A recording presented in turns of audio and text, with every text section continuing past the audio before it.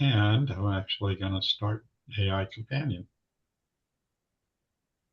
Okay, good morning, everybody. Glad to see you. Um, so, a couple of quick things, and then we're going to go ahead and turn it over to Jeff. Really pleased that Jeff is here today to hear about his organization and the opportunities that he brings to us.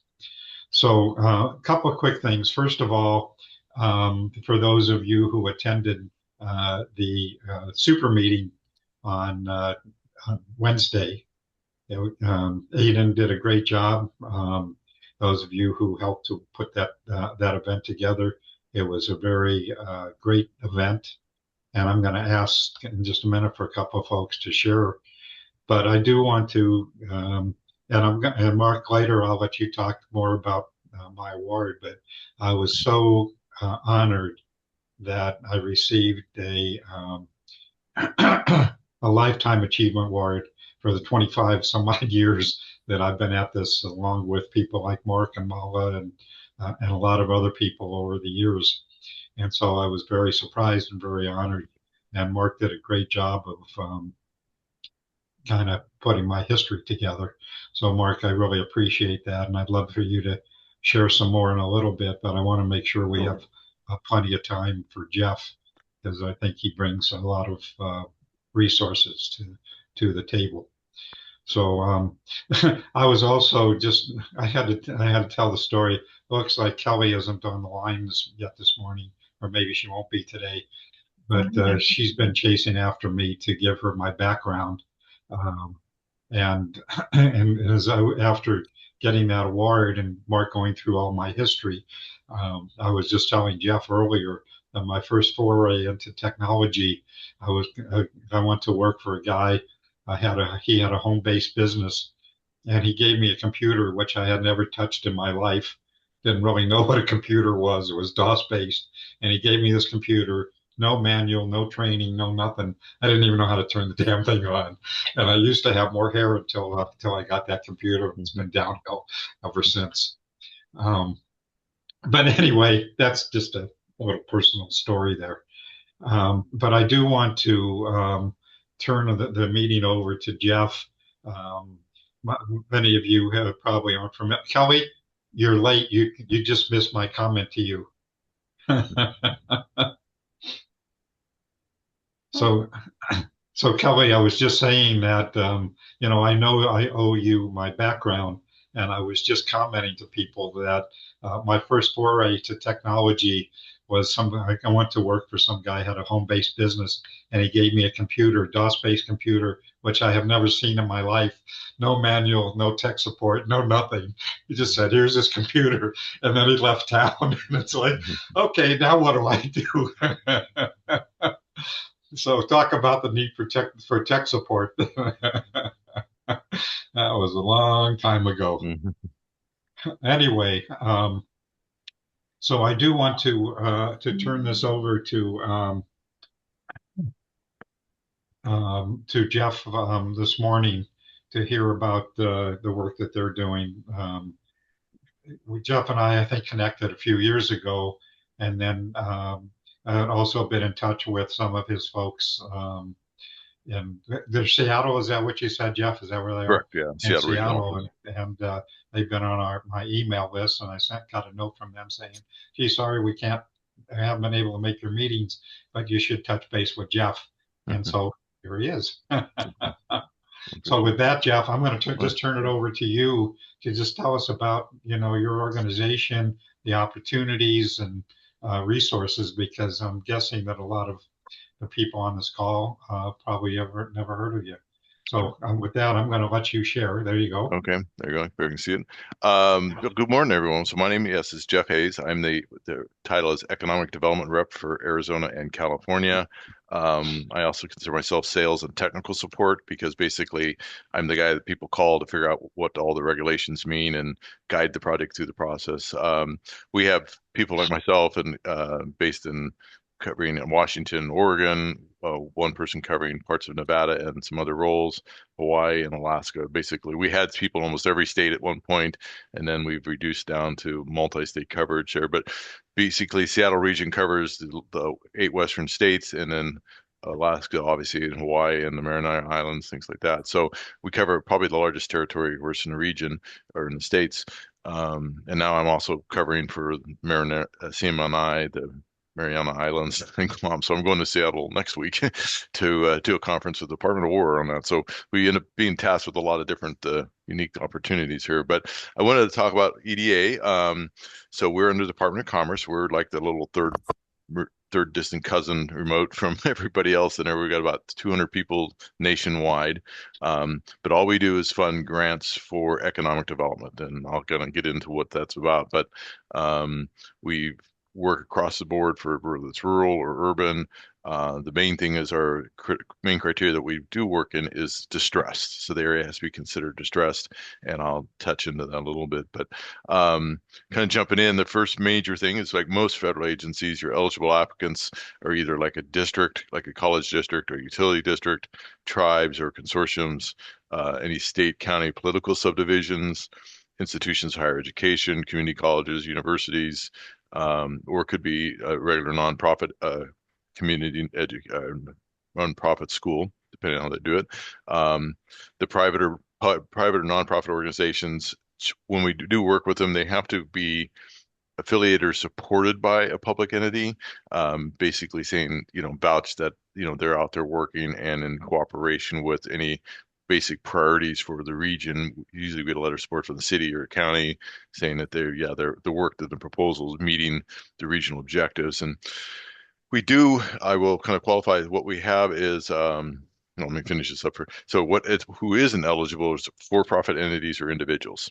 The end of the day, it was kind of confusing because all work about is creating business and opportunities for private businesses, but all of our money goes through either the public entity or the nonprofits. So it's always sort of a through channel process. One of the things baselines is that we focus everything on what we call a CEDS, a comprehensive economic development strategy, which is a pretty universal term for a lot of the public agencies understand what that is. But Pima County has it, the city of Tucson has one. The state doesn't have one holistically, but some jurisdictions do. We also have groups that are economic development districts like NACOG, SEGO, and CAG that cover the designated as districts, and they each have their own CEDS or strategies. And the basic element is that there's a regional approach to having an economic development plan. So they talk about the vision of what they're trying to do. Predominantly, most of them is talking about infrastructure, broadband, workforce development, and then depending on the region, sometimes it's a tourism. It's basically what are the major factors that they see a future for their economy to be. So it does vary by region, but they're usually same pillars under that. So that we look at those SEDS as a strategy, and projects sometimes are identified in them. Otherwise, they're just any project that would meet those objectives. So it's an easy process to do, but it is a threshold that we look for when we're developing projects with communities. So the main criteria for EDA is that the area is distressed, and this distress goes by a lot of different criteria. But the main ones that EDA works with is that the unemployment rate has to be at least 1% over the nation's average. So that 2-year rate is, if right now it's like 4.15 for the nation, so it would have to be 5.15 or higher to be eligible. Or their per capita income, the per capita is 80% below the nation's average. And so when we look at that, we look at the product, where the product could be located. So if it's a physical building or a physical project, is it in a census tract or a county that meets that criteria? And we can look at the bigger mega picture of a county, or we can go way down to the census tract. It's kind of one or the other, or a collection of them. So when we do this, we're trying to, and I can share these slides if anybody wants them. I'm happy to provide that out. But what we look at is, sometimes you'll see in areas where we have this little communities where there's the haves and the have-nots, we can tailor the products that fit those areas because obviously quite often the haves people who have it don't need it, so they're not really participating in a lot of the programs that would be workforce development. So it gives us a flexibility, but that is the two criteria that we normally look at as a baseline to be eligible. And then there's also obviously special needs that come in there. So disasters, federally FEMA designated disasters. Um, if there's been a high number of layoffs in the region, the coal communities, such as the three counties up north, Coconino, Navajo, and Apache, or persistent poverty counties, where in a case like this for Arizona is Santa Cruz County, La Paz County, um, and one other, I can't remember what it is now, but off the top of my head. But those would be also other qualifiers that help us get entry into the access, but it also affects the ratio of grant that we provide, which I'll touch on here. But so we use the word distress in past years, and then with this administration, the focus is we use that criteria because it's part of our authorization. And that's what Congress put in there. So we have now stay away from any of the traditional labels that we would use where we identify communities, whether it's impoverished or farm workers or the terms that we've kind of gotten used to using verboten. So we look at just the kind of concepts of statistics and which would qualify under distress. So those are things that what happens a lot of times. I am doing a lot of the wordsmithing for people when they're preparing their proposals. So as we talked about that layer of stress, and I'll get into the good stuff here in a little bit, but kind of the criteria we have to go through because this is a major issue, is the amount of money we put in. So our threshold when we qualify for that minimum 1% or 80% of the per capita, we start with a 60% grant from us and a 40% local match. And that local match can be cash is always great, but it also can include in-kind services and staff depending on the project.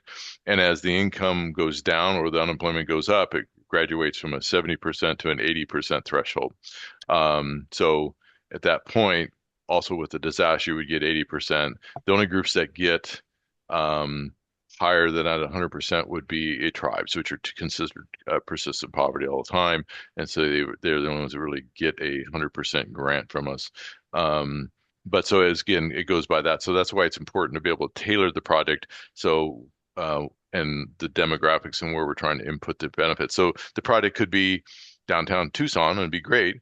But the people you're pulling from may be outside the region, right? And Santa Cruz County, some of the poverty areas, some of the tribes. So the idea is tailoring the scope of your service to fit the needs. And it doesn't have to be all inclusive, but it has to be doing the majority of your people are coming from those distressed communities. Or again, the project is geographically located in that, which in this case, like, could be South Tucson. Or on one of the reservations. Some of you guys are familiar with the Pakyaki tribe. They're in Tucson. We funded their workforce development center right downtown Tucson. Right? It's property that they bought in fee simple, moving it into trust. But that was a $4.5–5 million workforce development project to build new facilities and stuff, which is going to be workforce training for construction work, heavy equipment operators. So we cover it, shows you the expansive and the flexibility we're able to do with that. Oops. So investment priorities. So the main things with this administration is critical infrastructure, very broad. Typically, when we say infrastructure, we're talking about plumbing, water, sewer, roads, streets, things like that. But these all have to have a benefit to a business or a business collection of businesses, right? So when we look at this, it's not your general civics project like we're putting a road down the highway or improvements. We get a lot of inquiries on that. There's always has to be in the back end a benefit of creating a workforce, training a workforce that has positions available and be hiring, or that you're bringing companies into a region or facility, and one may usually an anchor fund, but then there's a collection of other businesses that will benefit from those upgrades. So when we extend a sewer line to an industrial park, then obviously there's usually one anchor company, but then brings in other groups along the way. That's not it. Workforce. I feel like Cindy struggles to read the room of like, this is not an appropriate. Somebody's off mute. Yeah, it was. Guys. I'll get them. Okay. So workforce development is the other one, again, very broad. But when we think of workforce, we don't do programming. So what we do build is we'll help you build the box to do the training in. We'll help outfit the box, the facility, do tenant improvements, do curriculum build, finance the curriculum, um, but we don't do ongoing programming, right? So that's usually in conjunction where we have a program, but usually a provider like a community college or a nonprofit that's doing specific training. But the end of the goal is they still have to have businesses on the back end going to hire them. So it's not obtuse. It's got to have an end goal of a demonstrated need and demand. So that's where we come in. We're trying to look at getting businesses committed to hiring a certain percentage of people or identifying a volume of people that would be picked up by an industry, like a sector that's hiring and bringing in. But we still try to look at that. We've got guaranteed commitments for those things. So it's not just open-ended. Manufacturing is very broad. Usually, again, when we talk about this, we're not investing in the businesses. We're not doing anything that's going to have them direct private investment business benefit to them, but it's the infrastructure, the backstop, things like that that would help on them. Innovation entrepreneurship that typically goes into our very small businesses, a lot of technical workshop training, support programming, I'm trying to think of other things. A lot of times, a lot of we find is business studies of trying to how to, especially with small rural communities, trying to how to refoster, rebrand their entities. We don't. It's when we look at this stuff, we look at is we're helping the small business think through their operation and their business development, and what their needs are. We don't look at the broad scope of like, oh, it's tourism, it's marketing. It's about the fundamentals of business operations or training or how to elevate them. The other is economic recovery resilience. Again, you'll see these are very broad. There's a lot of ways to encompass these things, but and I have manufacturing twice there apparently, so it's an older slide deck. But bottom line, this pretty much encapsulates everything you can think of when it gets back to economic development. So those are the priorities the administration's put in, and so it's again we look at the projects and technical evaluation of seeing how they would fit into the criteria. So when we look at our program, we have really two projects, Public Works and the economic adjustments. And I've kind of touched on it a little bit. As Public Works, we're really talking about putting in infrastructure. Usually it's funding stuff that supports an industrial park. Sometimes it's city owned, it could be a private one where we're bringing water to and sewer to the curb, or we're doing public works projects outside, like the street improvements to open up the site. Could be rail spur. Workforce training facilities, business incubators, and accelerators. We've done two groups in Arizona already with those. One of them is the Forge in, Tucson. We did the one with, oh shoot, I'm name dropping. The one with U of A was the sponsor. I can't think of the grouper's name. And then another one with Maricopa County, also called Forge. That seems to be the brand name for a lot of these groups. But so we would actually fund those, and they're basically maker spaces, usually connected with venture capital, other resources to help foster small businesses. Wastewater systems. I know you're talking about broadband systems. In our case, we don't get into the bigger picture broadband because we don't have that kind of volume of money, but we're looking at something that would be more concise. So if it's maybe extending it to a specific site, an industrial park or a facility where you're going to have a host of a series of businesses, it's that last mile or element to help foster it, or maybe some other level of technology that helps foster like an incubator type facility.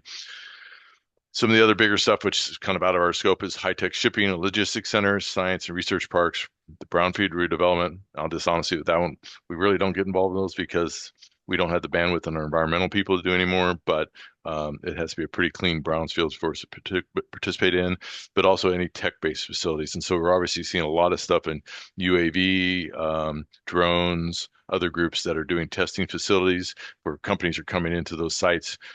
I've got one right here in San Bernardino, the old former air base, where they're coming in and doing testing on where companies will be based there permanently, but there'll also be bases for people to come in and test those drones and get them certified for commercial use.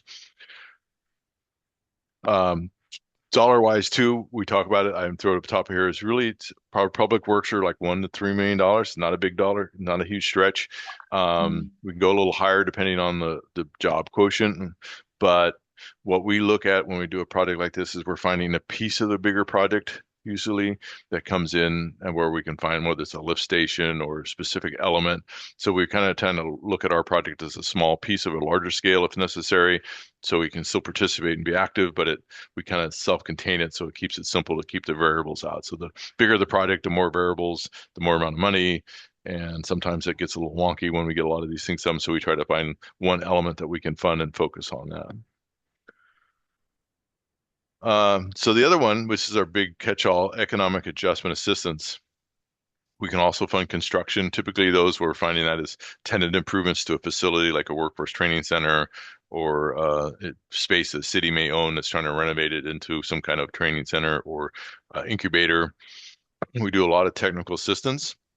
In that form, we're usually hiring or we're funding the consultants to do small business consulting, right? A specific need or a target group of groups, maybe, or trying to do some recovery with an area that's been economically hit with a disaster. It's a very loose end thing, but the idea is that we're hiring consultants to do the work, or they're bringing them on and we're funding it. We do revolving loan funds. Disaster mitigation relief. Pretty much all of our disaster programs fall under EAA, but it can include a wide spectrum. We also will do short-term planning, which in this case, a lot of times we're looking at the city who may be evaluating a site to do industrial park or some economic studies that they need to done to help foster a concept. And then we'll also kind of leads into some economic analysis, feasibility studies, operational plans, site development. So this is a big catch-all for us. It can be used in a variety of ways.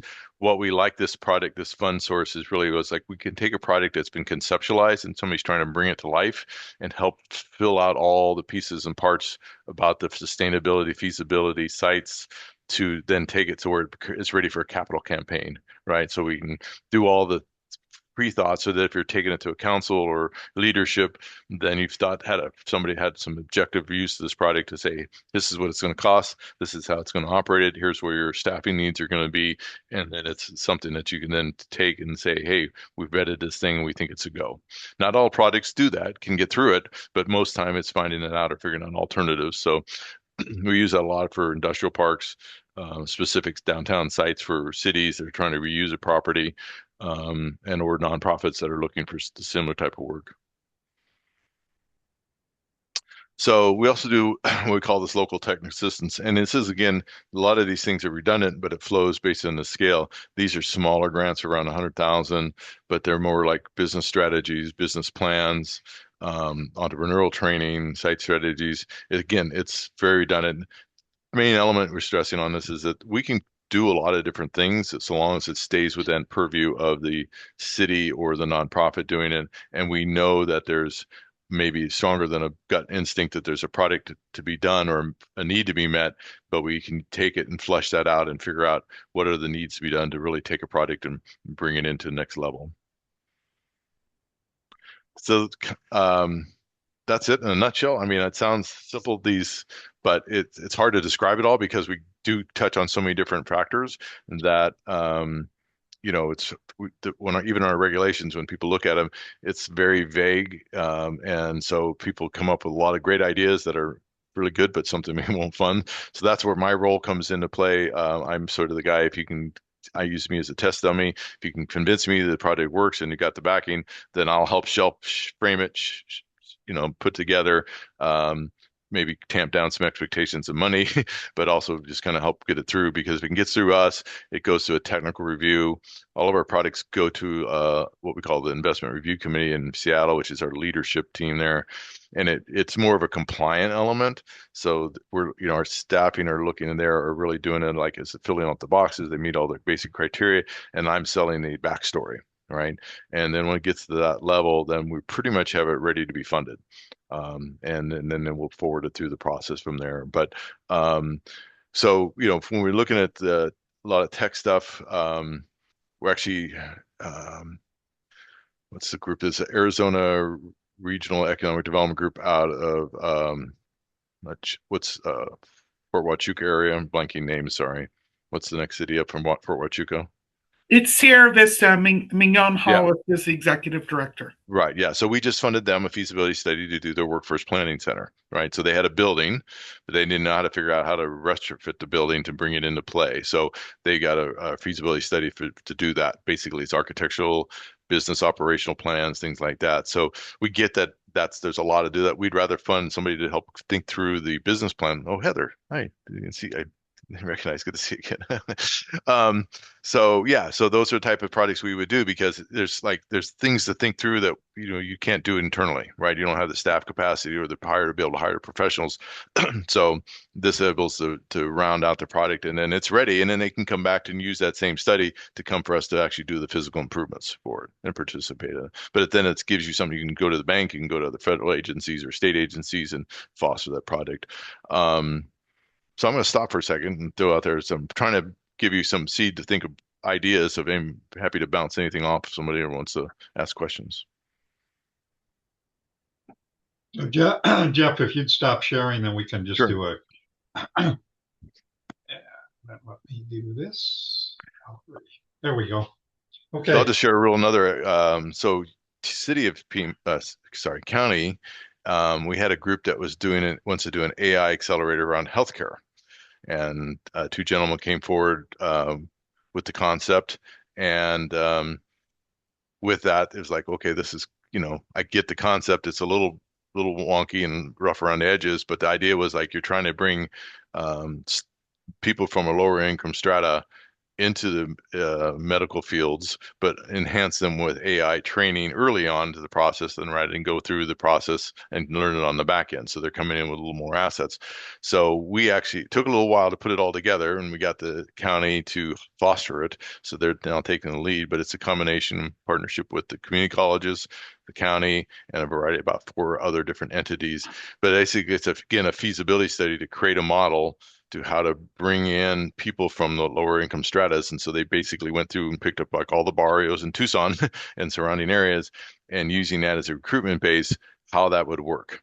So again, it took a very abstract process and is going to go through the paces to flush that out, frame it, put it together, come up with a curriculum, bring in the partners, and also to address any wraparound services that they need to do to help identify it so they can bring more services. So expectation is that yes, there'll be job creation. We have people on the side that'll hire these people, but yet the model hasn't been thought through.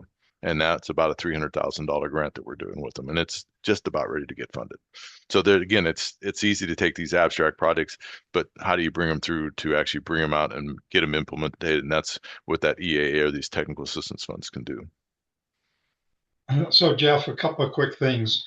I think when we talked, I think that was you that told me about a healthcare initiative you're working on with Pima County. Yeah. Laura Vitkus here is with the Pima County Health Department. I don't think she even knows about that project. And I'm wondering if you could take a few minutes to explain that project and how she could get connected with that, please. But first, Heath over at the county would be the first person to contact because it's his team that's putting it together and taking the charge. Heath Covis, I think his last name. And the idea again was like the principles that started this were 2 guys who are kind of philanthropists, had apparently done this model similar in other areas, but taking the idea of taking people who are trying to get into a workforce and put them into the medical field, which we recognize universally is lacking in staff, right? But also bringing them in a point where it not only just teaches them about vocation, but we're enhancing them early on with AI, but also helping them through that process on a social level with the wraparound. Something we don't necessarily get into, but the study itself is addressing those needs so they can bring other philanthropy to talk about transportation, childcare, other needs that are identified. So it's a demographic assessment as well as the model to do the training, right? In other words, how do we put this all together so that we can create a pipeline of people into a system that can be sustained, and having those people maintain through that certification in their healthcare fields and then amp them up into that process so they're coming in with a little bit of a head start with the AI background as well as your basic medical training. That's as nutshells I can get into it without getting the weeds, because even I don't. It took me honestly a while. We had to go through several iterations to get me to get it framed in my head. It's like, how are we making this thing work and actually sounding legitimate? That's why I send them over to send them to the county. Like if they can buy off and they're willing to host it, then I can see it. But we need somebody as a stronger group to back it. Laura, do you have any questions about that, or don't want to put you on the spot here, but But we can do this. We'd also do other healthcare programs. We see, we recognize healthcare as an issue, right? And so, um, and while we don't do public, we don't look at hiring people in the public sector as private investment businesses. Obviously, hospitals hire private hospitals, nonprofit hospitals are all eligible. They're workforce dynamic, right? So we will do programming to help develop training models or support equipment. And usually, it's equipment's the easiest thing. Um, Simpson University up in Northern is a private nonprofit organization. We're funding $1 million to do the high-tech cadavers. And it's a training program for their own students, but it also is available to the community workforce in Northern California so they can keep and improve their certifications for nursing. So these are little small pieces and parts, but help evaluate the thing. I've got a medical facility that treats the extreme worst case of youth with mental health issues beyond capacity that are basically institutionalized. It's a massive training program in the LA region that the only provider that does it. So it's a full scope hospital. They're expanding at the state's request to meet the demand. And we're going to come in and basically providing not necessarily some of it's technical equipment, but mental health, a lot of it's staffing elements, which we don't touch into, but we're helping flush out the interior finish improvements for that hospital facility to help meet that demand. Because it's, again, a universal thing. It's doing a treatment, but it's bringing thousands of people through training on an annual basis for the observation and actual certification in that field. So I just want to make a quick comment. I'm grateful to learn about this opportunity. Jeff, thank you very much for sharing. My role at the county is with the health department, and I think Heath is the director of economic development for the county. Right. So different branches, but I'm sure that they're talking at the leadership level. So it's really good to at least have a little bit of a heads up on this as it comes across and trickles down to the health department. So thank you. I appreciate being in touch. Yeah, no, and it's a pilot, right? So it's a concept that's being pushed through. So it's not something that we're jumping out and implementing, but the concept will start rolling out, and they've got a variety of different partners in that play. Each group brings something to the table to kind of how they would fit into that model, right? So this one's a pain because we're having to like ram down 8 different partners to get their commitments in there, and things are changing and stuff that's going on. We lost a year last year basically, but those are unique models. The idea is just that you're setting something up that will be sustained, but also that it's impacting the private workforce, right? Obviously, people could also go in the public sector, but the idea is you're putting people into a placement system. Go ahead, Kelly. Go ahead. Good morning, Jeff. Thank you so much for this information. Learned a lot from your presentation. How do we get in touch with you? First of all, let me introduce myself. Kelly Mukherjee from ASU's Enterprise Technology. I support CIO Lev Gonick in our broadband and digital inclusion work, running a web portal for all of Arizona called AZ1. It's spelled az-1.info. And our funding is coming to an end in June, and I'm wondering if the programs and assistance that you're talking about could help support a web portal that is public facing for everyone to pull together resources, broadband maps, and community impact stories. Is that something that I can connect with you about to learn more if we can come up with something creative? We can always talk about it. We don't do the ongoing thing. We sort of like if you were setting it up, that would be something we would help foster, right? But then we're expecting that it'll be sustained through other mechanisms, right? So the key on it is that linkage to showing that there's a demand from the private sector for the people or the system. LA County with the wildfires is trying to do the similar thing where they're trying to create one portal for resources for all the different things for small businesses, right? So it's always got to have that linkage to show that there's that workforce development or private benefit of businesses without them actually getting money in their pockets, right? So those are concepts but I'm happy to talk it through because we can sometimes find a smaller niche that meets that need as part of a bigger system that still supports it. We just can't do that year-round operating type of thing. So it's more like the equipment or feasibility or expanding something that needs the programming to be able to take it to another level. Thank you. I would love your contact information. Sure. So the other thing is after reconnecting with Jeff a few weeks ago, I did make an introduction to the chancellor of Pima Community College, and the chancellor is trying to schedule a meeting with particularly his economic development people and others to meet with Jeff to explore where there's some opportunities for him to be engaged with Pima Community College. So I'm very excited to see that emerge sometime in the early near future. I know the Chancellor's office is trying to schedule meetings with his key people. So, Jeff, I appreciate your interest in meeting with them. Yeah, and I So, just put my phone number and email in the chat.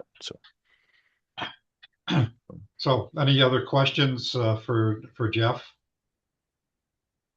So, Jeff, I know obviously you've spoken several times about the need to show connection to businesses and to the end product of economic development.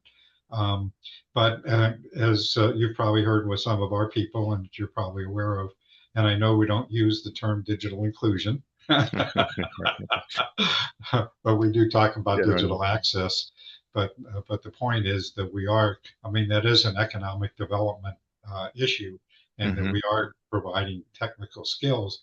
So where do you see? I mean, again, I understand you're not actually going to support the operations of the program, but do you have any thoughts about, so if we did develop digital access resources or training facilities in communities around the state, is that the kind of thing that you might be able to support? Yeah, so if it was let's just say you're doing a training lab, right, in going south of the city or even in the city, an area that would be in distressed, right? So the irony is that we would go into a distressed community where you're talking about the inclusion, preferably. But if you were taking a lab series or a vocational program that was going to go out there to touch on maybe a variety of different things, but you need the systems and equipment like the computers, the monitors, and the presentation materials, things like that, that sets up that lab or training facility. Those are big, perfect, simple examples, right? Or you took in an older space and renovated it to include all that. That would be something that could be done.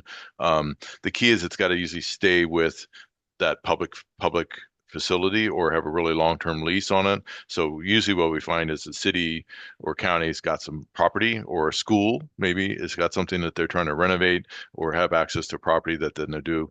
And then we're able to go in and evaluate how to redo the shell with like an architectural report, all the costs of doing it. And we can do the front end of planning and conceptual, or we can do the back end where it's actual design and construction and include the equipment, or it could be just equipment. So the varieties of options change, based on the circumstances, but it's scalable. When we stay with equipment and curriculum development, things like that, those are a lot easier and fleeter to take through the system, right? Because we're not trying to knock down construction contract estimates and things like that.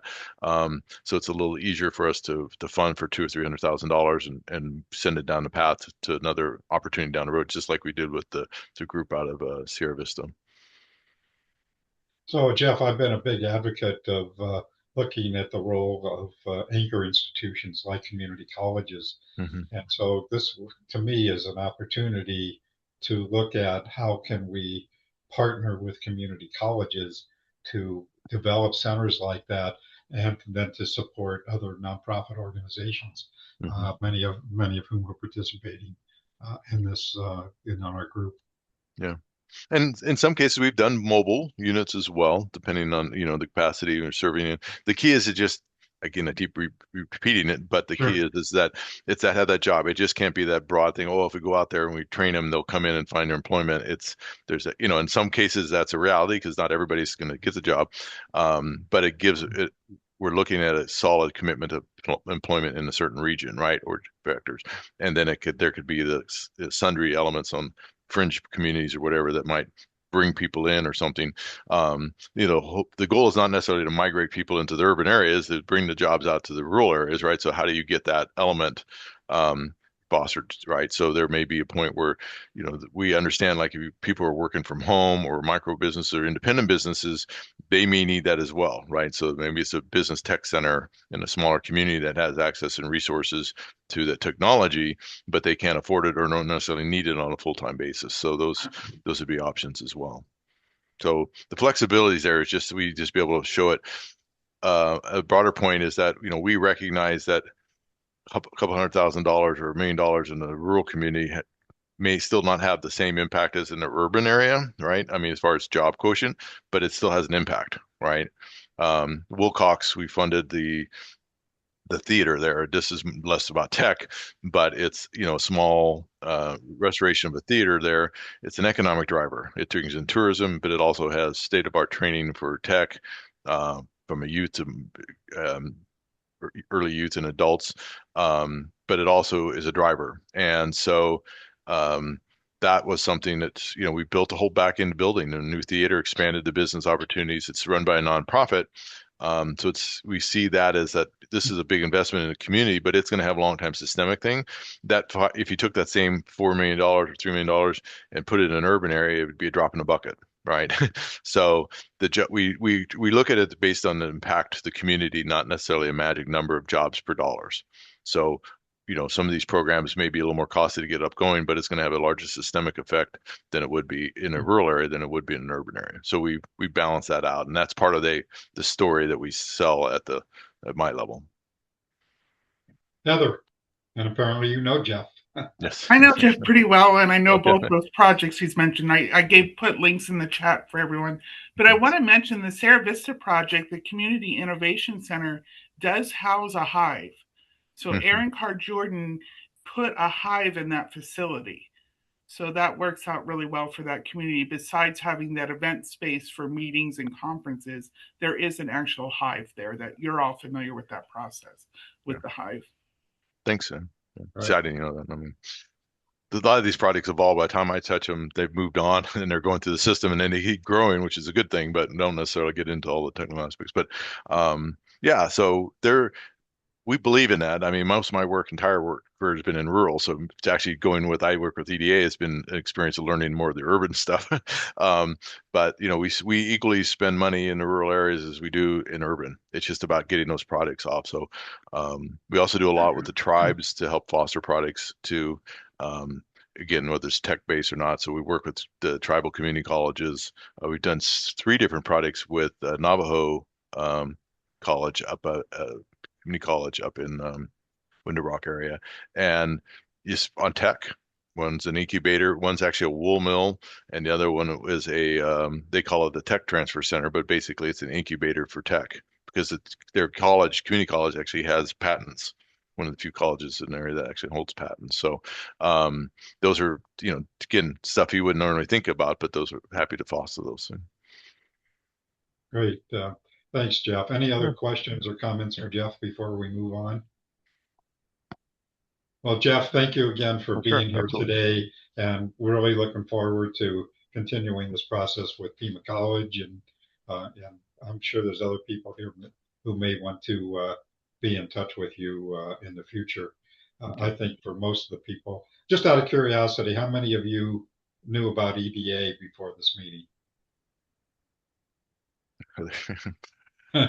besides Heather. Yeah, that's right. Probably she's attached by association. I'm Jeff's personal cheerleader. You're right. Yeah, thank you. Yeah, we go back to our local first days and then before actually. Yeah, and so no, I would just say this: you guys, happy to answer questions. Simple email, phone call. Happy to go through that. Not as clear as presented today. Okay.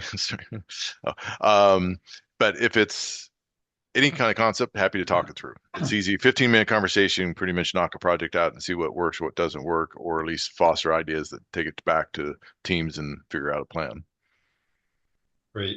Well, again, Jeff, thank you for being here. Glad that we have reconnected with you, and sure, hopefully we'll see you on other occasions. We'll give Sharon kudos for pushing me back into this thing. Yeah. As I was joking with him, the 8 o'clock meeting thing was kind of like a scary thing for me because I may wake up early, but I'm not fully alert till later on. So hey, when we first started, we met at 7:30 a.m. Monday morning. So yeah, right there you go. That's right. Yeah, that's like torture. So this is a late meeting. Right there. Right. All right. Well, thank you all. Good. Okay. Heather, great to see you again as always. Yeah. Thanks, Jeff. All right. Take care, everyone. Thank you. So, couple of quick things. I want to just talk about Connor. I really appreciated our conversation yesterday, as a follow-up to the ADA meeting the other day. And Connor, could you just briefly again tell people who you are, and then I want to just talk about briefly the conversation you and I had. Yeah. Hi. Yeah. Good morning, Steve. Yeah, I as well appreciated that conversation.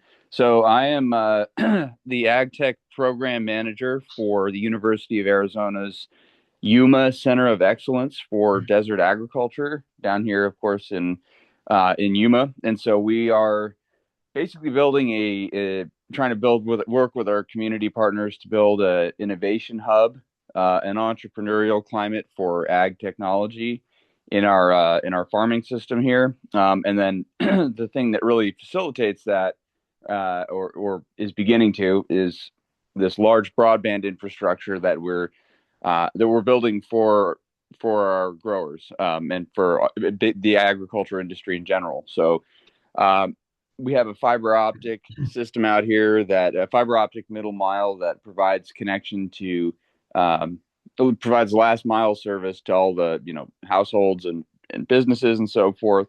And then as an additional layer on top of that, we secured additional funding. By we, I mean the county, secured additional funding for building a network of towers that go throughout the farmland to provide wireless service to all the fields where the vegetables are grown. So what that'll do is that'll enable us to use more increasingly sophisticated tools like drones and robotics, a lot of which we're already doing.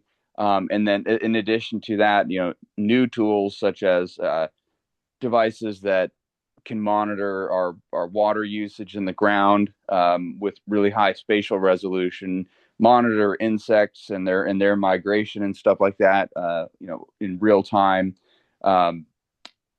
asset management and tracking, remote automation of things like irrigation valves and stuff to cut down on the amount of fuel that we're burning in pickup trucks. So all sorts of things like that. Not to mention, research opportunities as well. There's a lot of interest from a lot of different groups that are doing everything from AI to climate stuff, in ability to have access to a network like this, which spanning 160,000, 180,000 acres, that being about the wireless footprint. It's basically when construction's complete, it'll basically be a big one giant ecosystem, wirelessly connected ecosystem. So it's a project that we're definitely excited about. It's a major piece of infrastructure for our ag community here. It'll be really the first system of its kind in an ag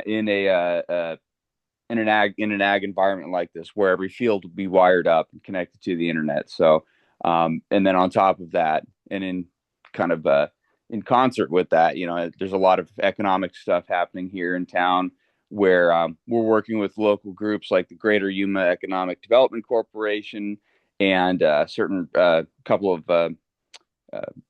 service and supply type companies and accelerators, you call them as well, that are doing a lot of good things to kind of build this place up as a hub and a business climate for ag technology. So that's kind of the 1 minute rundown on that. But yeah, no, excited to be here, and really enjoyed hearing more about the opportunities with EDA, of course. So I'm grateful for that. We've actually done a little bit of work recently with them, and I was appreciated learning a lot more about that, for sure. So thank you all for having me, and thanks for the invite, Steve.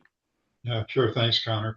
So one of the reasons that I wanted to mention Connor again is that in my conversation with him, we spend a lot of time talking about getting families connected, getting students connected, distributing devices, and we tend to forget that broadband does a whole lot of other things, and economic development and unique kinds of things with agriculture and so many other kinds of things that we just don't spend a lot of time talking about, but is really important.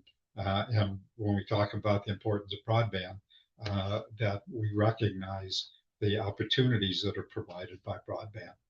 Besides just getting, obviously, we're all very interested in getting homes and families and kids and everybody connected, but there's a whole nother aspect that's really important to the work we're doing. So anyway, that's enough of that. Um, Anybody want to, Kelly, I assume you were at the meeting on Wednesday. I don't know if you or Michelle or anybody wants to do a quickie summary of the ADEN meeting on Wednesday. Sure, happy to. Thank you, Steve. As a board member of ADEN, Arizona Digital Inclusion Network, all board members were present. We doubled, I think, at least doubled our size of attendees this year. And we really I don't know, we really increased the number of locations we had. Last year we had one location and one Zoom option. This year we had three locations to try to be more inclusive of how large Arizona is. And so we provided three different locations and one Zoom option.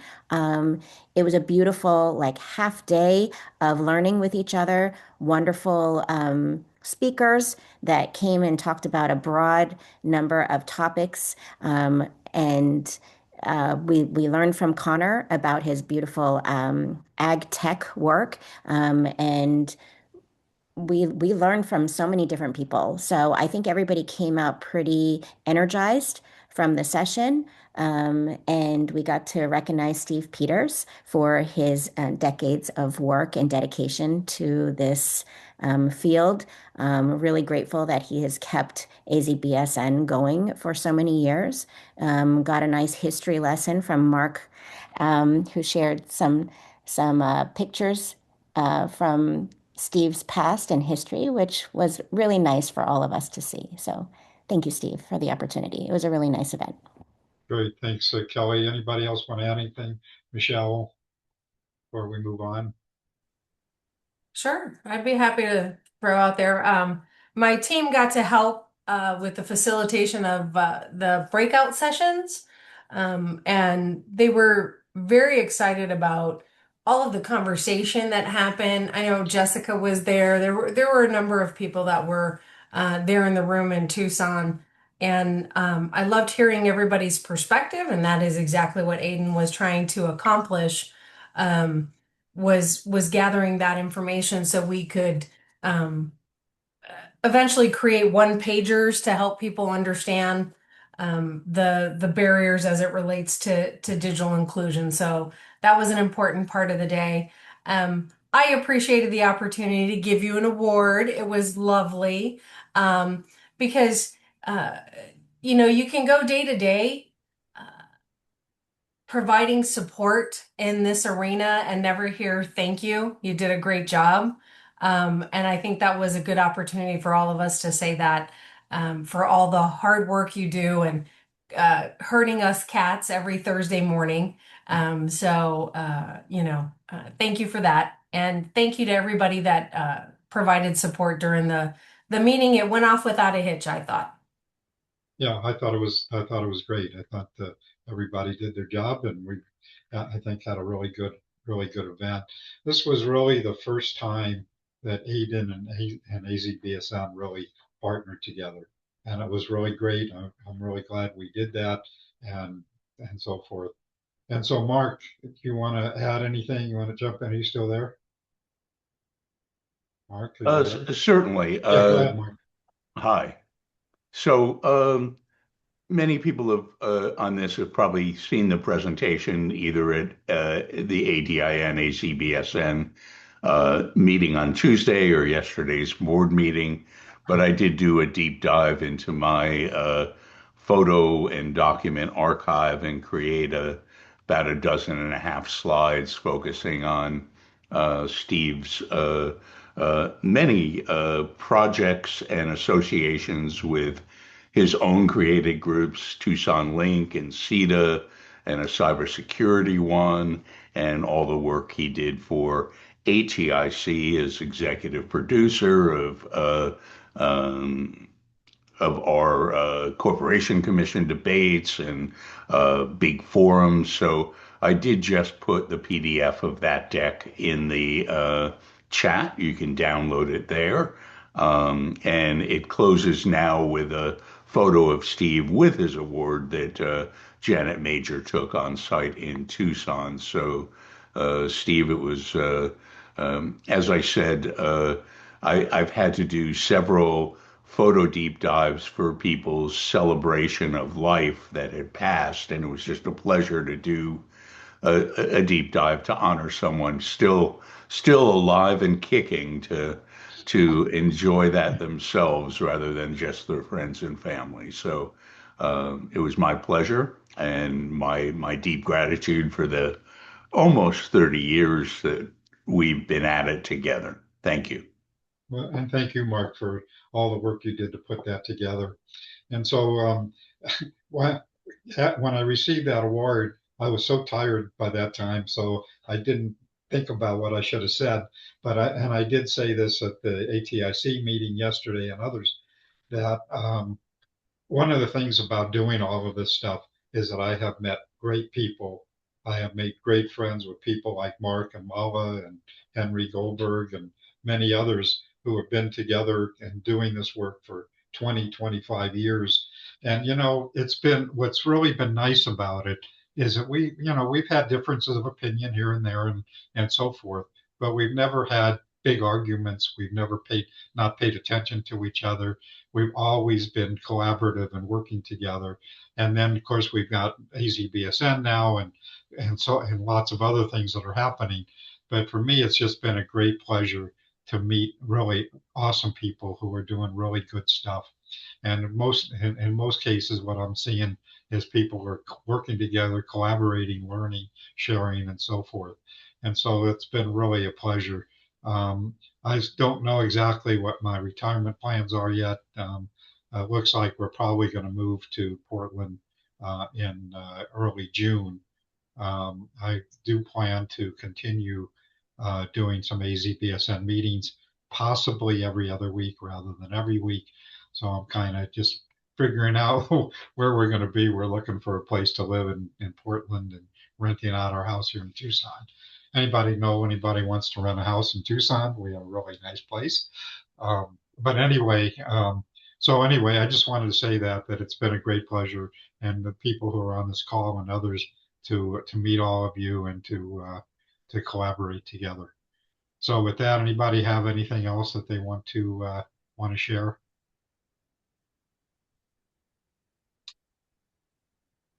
Okay, well then I guess we are done for today. I'm going to stop recording. Anybody wants to stay in kibitz, and if not, I think we're done.